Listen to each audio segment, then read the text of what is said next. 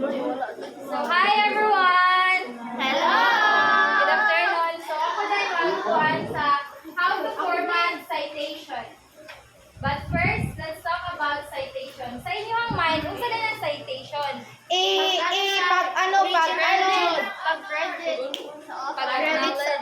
Pang-acknowledge. So, a formal way to acknowledge a source that you use in creating a piece of content. So, anong importante dahil na natong i-cite ang mga authors? Para i-organize. Very good. So, first is acknowledging others' contribution. Then the second one is enhancing credibility and transparency. So, need yun na to i-cite ang author kay para mahimong credible ang ato ang sources o ato ang paper kay para na ay mo support. Then, supporting scholarly dialogue. Then, facilitating further research o measuring academic impacts. Okay, then next. So, there are two basic approaches to citation. So, first is end-text citation plus a list of reference at the end of the paper. So, ang end-text citation kay provides full details for each source, ensuring proper attribution and allowing readers to locate the information. For example, sa kani, first example is kanang climate change has a significant effect on global agriculture. It means dayon dapat na siya open and close parentheses. Then ang first ni ibutang is ang name sa author. Dayon kanang kama, dayon ang iyang date o kanus-an na publish, which is 2020 ang nasa dira. Then according to recent research, rising temperature and causing crop yield to decline, Jones and Brown 2021. So inani ang format sa end-text citation. Then sa reference tag, kayo nagkuha man siya a list of reference at the end of the paper. So sa end of the paper ninyo, ayaw ito reference list sa end-text citation is inani siya o pamurma. Ibutang ninyo ang pangalan sa author dahil ang 1 year nga kanusa siya na-publish o ang katong imong gikuha nga kanang sa ilahang study, ilahang title. Then endnotes or footnotes mo ni ang ikadduha plus a bibliography at the end of the paper. So example, so ang endnotes is makita na nimo sa bottom footnotes may sa bottom. Footnotes mo na sa bottom part sa inyong paper, tas dapat ma-mark siya og sige to katong igamay gyud siya nga kanang number. Sige pangalan na isa na ko diri. Superscript numbers dapat i-mark siya. Tas ang endnotes kay makita nimo sa part na sa kinawian sa inyong paper, tas imo sa gyapon siyang butangan og number. Tama ani ba? Like nani ba nagamatik na kay siya nga ano ba? Meron na example sa footnote. Then bibliography kay katong kay aw kanang kuan siya list sa all sites na inyong gikuha. Like for example ani, diya nang gitingog like ani ba? Diya man nang specific diri sa footnote o sa endnote. Ikaw sa bibliography kay imo nang siya gi-combine, imo na siya gi-tingog tanan. Pero at the end, nasa paper. So, the second one is, what is a citation style? So, please read. A set of established rules and conventions for documenting sources in academic writing, dictating how to format citations and bibliographies to give credit to authors and ensure the integrity of research.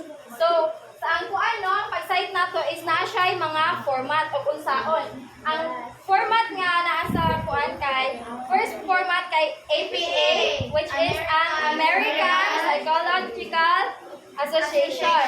Nya MLA, which is Modern Language Association.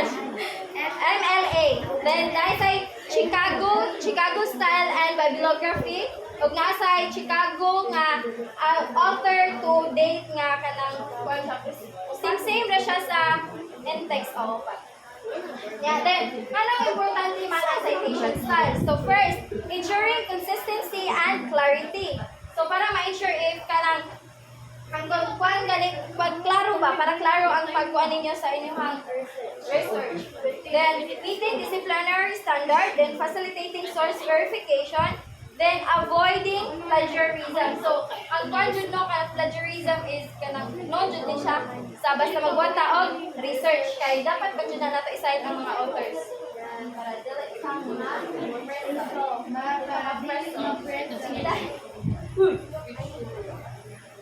So, which citation style should I use? Ako siya ng display siya sa tuman. Iba ba ang utang? Muli MLA. So, MLA na itong Modern Language Association. So, maggamit ka og MLA sa mga inani nga mga research from humanities, English, art, history, philosophy, music, religion, language, or linguistics, and etc. So more on humanities yun ang sa MLA, kay mga modern language mo na sila.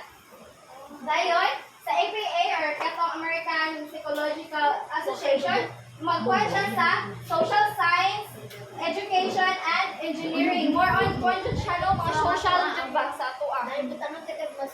Then, Chicago style note and bibliography. So, magkuhan siya sa mga history or the humanities gapon. Magkuhan siya po siya sa MLA, pero magkuhan siya sa kanang Chicago law. Dayon, Chicago Author Day. So, palihan ka po siya sa NTEX. Palihan sa job pa maagi aning MLA. Then, magkuhan na siya. Ihalang focus nga ka ng kuhan ba?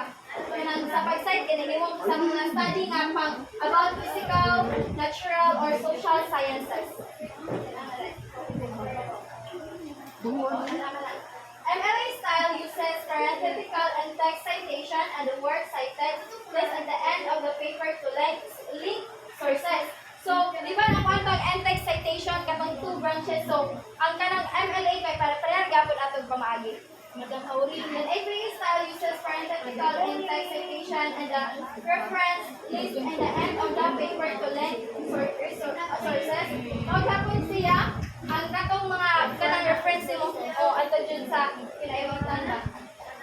Then, Chicago note, the bibliography, Chicago note, real-time, footnotes, and endnotes katong sa ikaduha nga branches sa citation. Then, Chicago Author Day, utilize parenthetical and text citation and reference. So, ang Chicago Author Day kay, pagparega po siya sa kanang MLA, then makakuha na siya sa MPA. Link to the sources or word cited is all and end similar to APA style. Pare-pareha daw siya sa APA style na magkuha po siya sa reference sa MLA author's name. Author's name. Dayon sa APA, date. Yan na dahil. Ang sa APA kay nasa ubos. Kasi ko rin. Date. The date is listed immediately following authors. Pero nakuha ko aning mga example. Isunod na. Para mas more masabtan. Tara, una example sa MLA. Anthology. Parang sir? Format citation. Kaya siya, example na din siya sa pag-cite niya. Ang format sa citation sa MLA kanina, last name, first name, title of the essay, title of the collection, na-edited by, if na nag-edit, tas publisher, kinsay nag-publish ato, year, kanus na publish o page sa entry. Dayan mo na siya. Example, author's last name, nani, pages, Blackstone, Ansu, stories, na collected works, edited by Arnold, if na nag-edit ba? Dayan,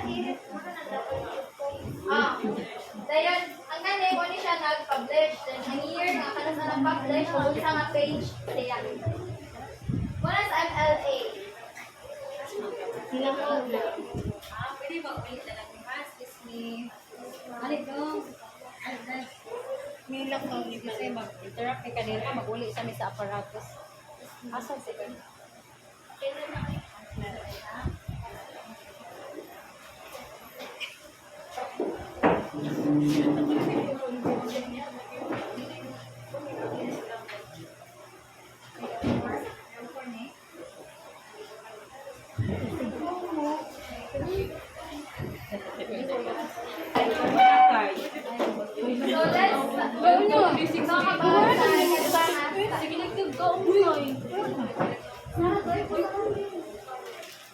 ari na ta sa ikaduha nga style which is an APA style. So, sa APA is una gapon iyang last name pero initial na lang sa iyang pangalan. Dayon year of publication ana siya sa ibabaw nun ana siya sa kinaunhan na part sa kaning MLA is naamto siya sa ubos na siya dili sa last part. Dayon muna na title of the chapter. Dayon ang editor sa natunga na siya sa MLA is dili man to siya sa kinaiwitan pod. Dayon kani the title of the book, then page kay na kuan na sad siya, nauna na, no? Punta sa publisher. Unay kuan sa APA style. Then Chicago notes and bibliography. So kani sa footnotes ag katong sa endnotes, iba ka ang Chicago is magkuan man to siya endnotes ug sa footnotes. So need jud ang kaning kuan o na dapat na ay kanang superscript nga kanang number. Superscript number kanang mugamay na siya ba. Dayon ali na dayon ang iyang nang kuan o na iyang pag-sign. Yes. Dayon ang sa bibliography side mo na ning murag iyang nang gi-hold. Iyang nang giusan tanan ang kanang dili ba. Ari 1 2 3 pero pag na dili is gigob na niya. Sa bibliography din, no? Sa bibliography. Then, maura to. So, thank you.